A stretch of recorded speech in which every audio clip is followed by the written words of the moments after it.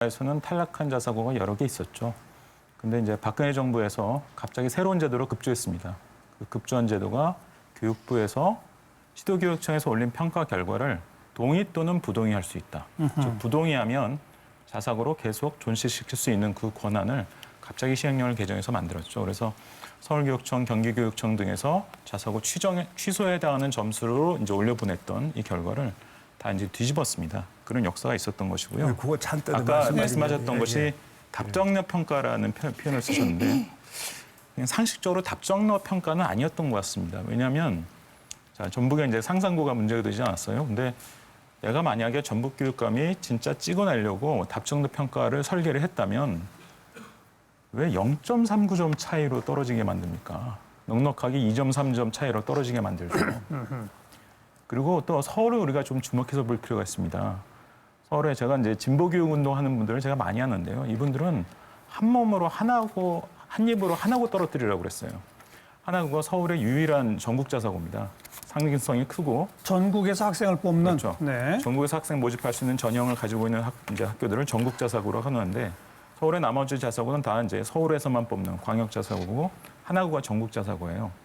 그리고 이제 학교 운영하면서 이런저런 잡음들이 꽤 있었습니다. 그래서 진보교육 운동하는 분들은 한 입으로 다 하나고로 떨어뜨려야 된다라고 계속 주장을 했는데 통과됐죠. 하나고가 버젓이 통과됐죠. 이런 사례들로 봤을 때 자의적으로 교육감이 이걸 찍어내려고 답정너를 미리 마련해 놓고 설계해서 이렇게 평가를 하는 것은 저는 도저히 아니라고 봐요. 지금 그 이범 선생님 주장은 주도 면밀하면서 좀 덜 주도 면밀했다라는 증거는 될 수 있어도 본질을 바꿀 수는 없는 말씀이다 이렇게 생각이 듭니다. 지금 5년마다 재지정을 평가를 받아서 하게 돼 있는데 아까 보면은 그 교육법 그 초중등교육법 시행령에 보면은 이게 이제 시도의 규칙으로 교육 규칙으로 하게 돼 있는데 이것도 마련을 안 해놨어요. 그냥 협의해가지고 교육부하고 교육감들이 협의해가지고 70점 기준을 정했어요. 그런데 김승환 교육감 같은 경우에는 2014년하고 똑같아요. 자기만 거기서 10점을 더 올린 거예요. 80점으로. 예. 자, 2014년에도 서울도 10점 더 높았죠. 아니 그러니까요. 80점보다. 서울하고 전북하고 그 올려놨죠. 그러니까 지금도 저 김승환 교육감 같은 경우에는 10점을 본인 더 올렸다고요. 다른 데는 이번에는 70점에 맞췄는데. 예. 자 그리고 또 있습니다. 전국 단위로 모집하는 상상고 같은 경우에는 사회통합 전형이 의무사항이 아니에요. 그리고 심지어 전북교육청에서 2017년, 2018년 두 차례의 사회통합 전형에 대한 그 공문을 내릴 때 3%로 했습니다. 그런데 이번 기준에서는 아마 조승래 의원님도 더 잘하실 거예요. 10%로 기준을 상향을 했고 그 10% 기준에 맞춰가지고 평가에 들어갔고 거기서 4점 배점에서 1점대 점수를 받았고 따라서 0.36점인지로 탈락을 한 거예요. 자, 근데 또 80점은 왜 그럼 80점이라고 김승환 그 전북교육감이 그랬느냐?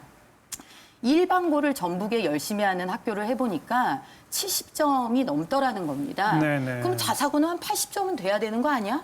아니 90점으로 하시지 그랬어요. 100점으로 하시지 그랬어요. 이런 게 바로 시도 규칙도 안 마련해 놓고 그다음에 없는 전형 의무를 강제하고 이렇게 해서 떨어뜨리는 게 그럼 답정너가 아니면 뭘 더 이상 교육감이 정할 수 있을까요? 말씀하세요. 예, 그 전희경 의원님 말씀하신 그 부분은 저도 이제 국회 교육위 전체 회의 자리에서 제가 지적을 했던 내용입니다. 제가 그 지적을 했던 건 뭐냐면 자사고를 평가해서 일반고로 전환하는 문제는 그런 문제와 그거를 진행하는 절차라는 게 있는데 예. 그 절차의 객관성이나 합리성 또 공정성이 의심받는다면 그건 정말 심각한 문제죠. 저는 그런 측면에서 예를 들면 왜 다른 데에 비해서 70점이 80점이 돼야 돼 하는 충분한 이유가 있는 것인지. 전북만 왜 80점이냐? 그렇죠. 예, 그렇고 그리고 실제로 그 평가 요소에 있어서 정말로 무리한 평가 요소가 없는 것인지 등등 이런 것들을 정확히 좀 따져볼 필요가 있는 것이다라고 저는 지적을 했고요. 그리고 아마도 그 교육부 장관이 이제 청문 절차 거쳐서 아마 이제 다음 주면은 교육부 장관한테 아마 동의 여부로 이제 회신을 하게 될 것 같은데요. 그런 부분들은 아마 교육부 장관이 그 과정에 대한 것을 잘 따져보지 않을까 싶은 생각이 듭니다. 알겠습니다. 그렇게 따져봐야 그렇게 해서 그 과정 자체가 문제가 없다라는 것이 확인이 되면 그거에 대해서 당연히 수용을 해야겠죠. 그러니까 이제 남